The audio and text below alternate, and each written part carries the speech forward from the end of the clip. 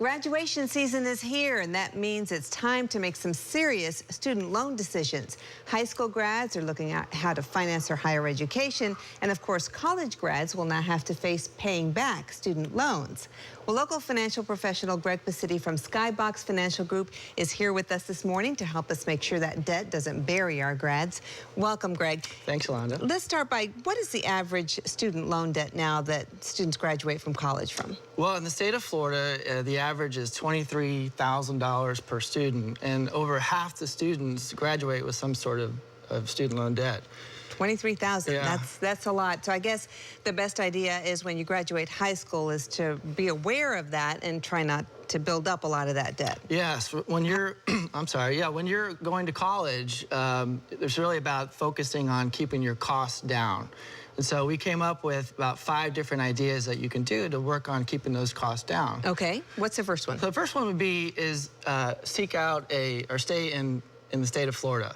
You know, if you go to an in-state public school, you're going to save tens of thousands of dollars over a 4-year period. Yeah, and as a mom of someone that's going to college now this summer, I can attest to that. It makes a difference, doesn't it? It makes a big difference. And what's the second point? So the second thing you could do is to consider community college, because you don't necessarily have to go 4 years to one specific school. A lot of those first 2 years, those classes, are very similar, either at a 4-year school or at a community college. So if you take it at a community college, you can take those courses for a lot less, and then some of those students would stay home, so then you can save on room and board. And that brings us to the third point, which is you can take a lot of classes on the web too, can't you? Oh yeah, the amount of classes being offered online is up 30% over the last 3 years. And if you take an online course, then a lot of times those are cheaper, and then you don't have to commute back and forth as well. And it still counts the same towards your graduation. The same, right? Exactly. And the last 2 points on those? Last two is to, first of all, is seek out a scholarship. Now, you don't have to be a straight-A student or a star athlete anymore just to get a scholarship. There are really thousands of grants and scholarships available, but you have to put a little time in seeking them. So the Department of Education has a guide that they put out to help you with that, and they have it on their website. If you need a link, we actually put one on our website. You can go to skyboxfinancial.com, and I put a link on there that can help you start seeking out different scholarships.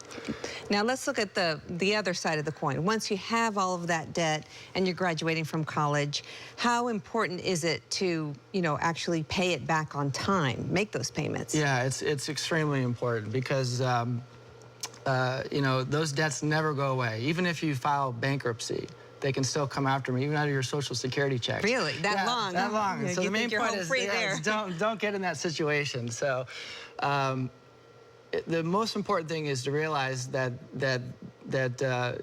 start taking care of this debt right away. Like, as soon as you get a job, your next thing you should do is get a budget.